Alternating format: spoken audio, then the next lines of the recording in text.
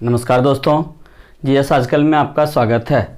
हम लोग दिल्ली सल्तनत के अंतर्गत गुलाम वंश के शासकों के बारे में चर्चा कर रहे हैं और इसके अंतर्गत हम लोग आज रजिया सुल्तान के बारे में चर्चा करेंगे, जो कि बहुत ही महत्वपूर्ण कैरेक्टर है दिल्ली सल्तनत के अंतर्गत।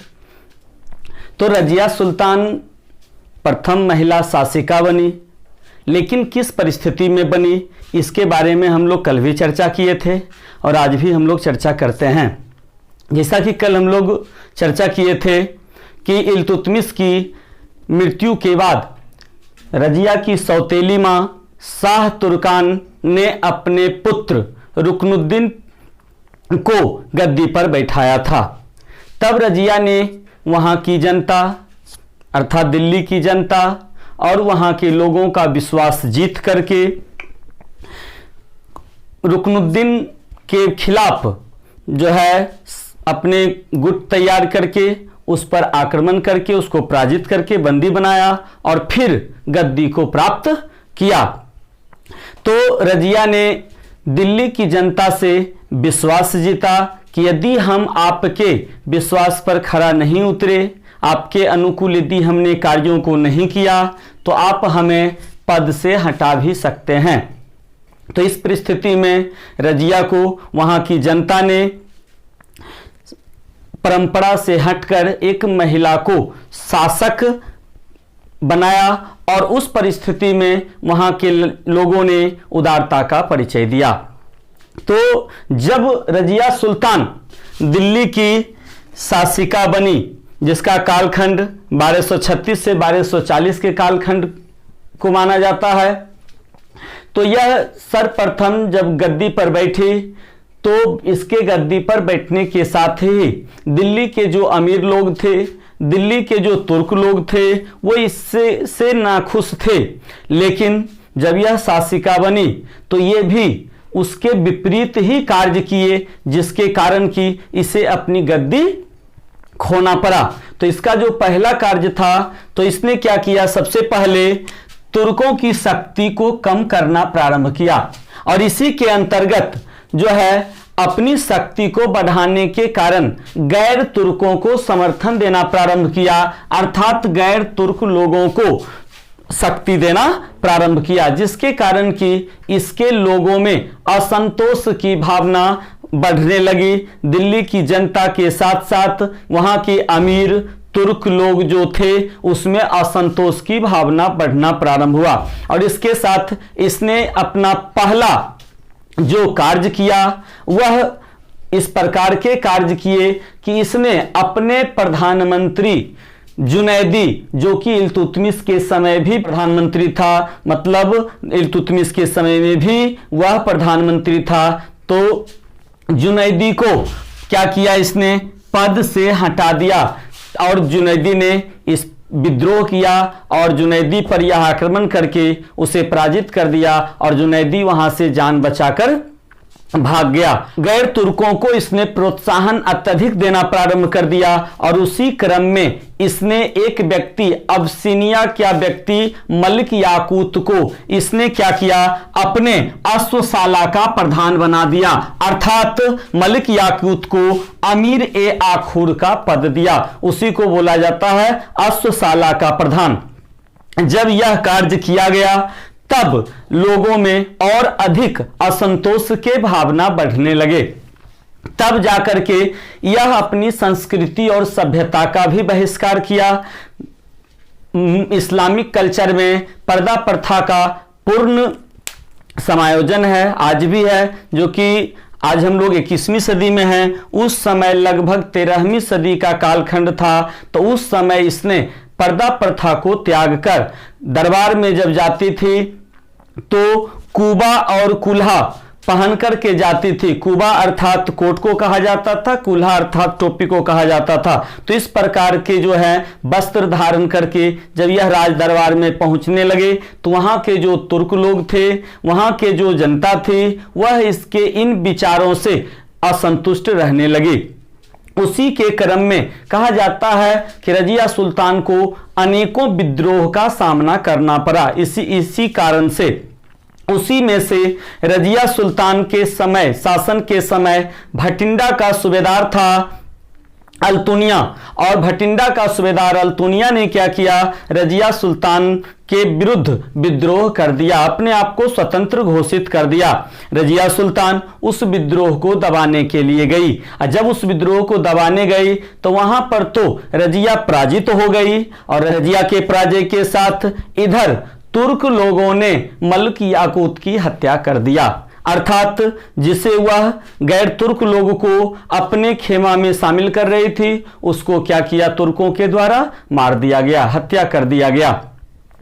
और गैर तुर्कों के साथ बढ़ावा के साथ ही रजिया के खिलाफ एक असंतोष, एक अफवाह फैलाने वाली घटना भी सामने आने लगी कि रजिया सुल्तान का मलिक याकूत के साथ अवैध संबंध हैं। यह अफवाह इतने जोरों से फैलने लगी कि पूरी जनता में असंतोष की भावना बढ़ना शुरू हो गया। तो इस क्रम में जैसे ही मलिक याकूत की हत्या हुई, और इसकी स्पष्टीकरण जो है इतिहासकार मिन्हाज सिराज ने भी किया कि रजिया और मलिक याकूत के बीच प्रेम संबंध था, इसामी ने भी इसका समर्थन किया। तो उस क्रम में जब मलिक याकूत की हत्या हो गई और उधर अल्तुनिया से रजिया पराजित हो गई, अब रजिया को दिल्ली की गद्दी प्राप्त करने के लिए किसी न किसी का सहारा चाहिए था। रजिया ने कूटनीतिक और राजनीतिक दोनों ही दृष्टिकोण को देखते हुए अल्तुनिया से विवाह कर लिया। जब अल्तुनिया से रजिया ने विवाह कर लिया और उधर से दिल्ली लौट रहे थे, तब तक इधर यहाँ के सारे तुर्क लोगों ने रजिया के भाई बहराम शाह को गद्दी पर बिठा दिया। और जब यह दोनों दिल्ली की ओर बढ़ रहे थे तो रास्ते में ही कैथल की लड़ाई हुई, और कैथल की लड़ाई में रजिया और अल्तुनिया दोनों को बहराम शाह ने पराजित कर दिया और दोनों की हत्या कर दी गई। तो इस प्रकार रजिया सुल्तान को अपनी गद्दी से हाथ धोना पड़ा और अगला शासक के रूप में बहराम शाह सामने आया। बहराम शाह का कालखंड 1240 से 1242 के कालखंड को माना जाता है। रजिया सुल्तान की हत्या 13 अक्टूबर 1240 ईस्वी में कर दिया गया। अब रजिया सुल्तान का हम एक और चर्चा करते हैं। इतिहासकार एलिफिस्टन का कहना था कि यदि रजिया स्त्री नहीं होती तो उसका नाम भारत के महान सम्राटों में लिया जाता। तो इस प्रकार जो है रजिया के शासन का अंत हुआ। अब हम लोग बहराम शाह के बारे में देखते हैं। बहराम शाह का कालखंड 1240 से 1242 का कालखंड माना जाता है। बहराम शाह का पूरा नाम मुहिउद्दीन बहराम शाह था और तुर्क लोगों की सहायता से यह रजिया को पराजित करके उसकी हत्या करके दिल्ली की गद्दी पर बैठा था। और हम इल्तुतमिश में आप लोगों को एक चर्चा किए थे कि इल्तुतमिश ने चालीसा दल का गठन किया था। तो अभी भी शासन सत्ता जो है उसी चालीसा दल के सदस्यों के माध्यम से किया जाता था, और तब जाकर के वहां के तुर्क के लोगों ने शासन सत्ता पर शासक का अधिकार या पकड़ ना हो उसके लिए इसके समय में एक पद का सृजन किया गया और उस पद को कहा गया नायब ए मुमलिकात का पद सृजित किया। इसके द्वारा सृजित किया गया जिससे कि सत्ता पर पकड़ बना रहे, और इस पद पर प्रथम व्यक्ति जो है एतगिन को बैठाया गया था। और बहराम शाह जो है वह नाम मात्र का सुल्तान था, क्योंकि सारी शक्ति जो है सारी शक्ति का संचालन चालीसा दल के गुलामों का दल ही करता था, उसी के सदस्य के द्वारा किया जाता था। और शासन सत्ता पर पकड़ बनाए रखने के लिए भी बहराम शाह ने नायबे मुमलिकात के पद का सृजन किया, और इस पद का सृजन करने के साथ ही इस पर प्रथम व्यक्ति एतगिन को बैठाया गया। और अंत में बहराम शाह की हत्या उसी चालीसा दल के सदस्यों के द्वारा कर दिया गया।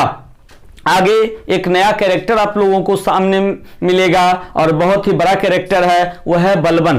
तो बलबन भी उस समय उसी चालीसा दल का एक सदस्य था और उसी चालीसा दल के सदस्यों के द्वारा इसकी हत्या कर दी गई। अब हम लोग इसके बाद जो है अगला कैरेक्टर आपका आता है अलाउद्दीन मसूद शाह। अलाउद्दीन मसूद शाह का शासनकाल 1242 से 1246 के कालखंड को माना जाता है। अलाउद्दीन मसूद शाह रुकनुद्दीन फिरोज का पुत्र व इल्तुतमिश का पौत्र था। अलाउद्दीन मसूद शाह भी एक दुर्बल और अयोग्य शासक था, वह नाम मात्र का शासक था। अलाउद्दीन मसूद शाह के शासनकाल में बलबन की शक्ति का विस्तार हुआ और इसके शासनकाल में बलबन अमीर ए हबीब के पद पर था और अमीर ए हबीब पद का अर्थ होता था सुल्तान से भेंट कराने वाले, अर्थात इसके कालखंड में बलबन की शक्ति का बहुत अधिक विस्तार हुआ। बलबन बहुत अधिक सत्ता पे अपनी पकड़ बना लिया।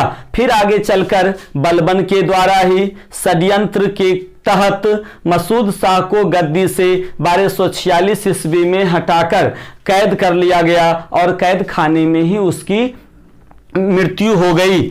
और इसके बाद जो शमसी वंश का अंतिम शासक नसरुद्दीन महमूद, जिसका कालखंड 1246 से 1265 का कालखंड रहा। नसरुद्दीन महमूद का परिचय, यह भी इल्तुतमिश का पोता था और आपको हम इल्तुतमिश के कालखंड में बताया था कि नसरुद्दीन महमूद इल्तुतमिश के एक पुत्र का नाम था, जिसके नाम पर इल्तुतमिश ने मकबरा बनाया था, जो कि सुल्तानगढ़ी के मकबरा के नाम से फेमस है। तो इस प्रकार जो है इसका नामकरण इल्तुतमिश ने स्वयं अपने पुत्र के नाम पर किया था, जिससे कि पुत्र की याद को ताजा रख सकें। तो इसलिए इसका नाम नसरुद्दीन महमूद रखा था इल्तुतमिश के द्वारा। और जिस समय यह शासन सत्ता पे बैठा 1246 ईस्वी में, उस समय इसकी उम्र मात्र 17 वर्ष थी। नसरुद्दीन महमूद बलबन के अनुमति के बिना कोई भी कार्य नहीं करता था और नसरुद्दीन महमूद के समय में बलबन विभिन्न पद पर थे। उलूग खां की उपाधि नसरुद्दीन महमूद ने इसे दिया। अमीर ए हबीब के पद पर था, अमीर ए नाइब के पद पर था और इसके कारण बलबन के अंदर सत्ता की समस्त शक्तियां निहित थी और नसरुद्दीन महमूद नाम मात्र का राजा था। नसरुद्दीन महमूद के बारे में कहा जाता है कि यह टोपी बुनकर, कुरान लिखकर अपनी आजीविका चलाता था। इसीलिए नसरुद्दीन महमूद को शाही फकीर के नाम से जाना जाता है।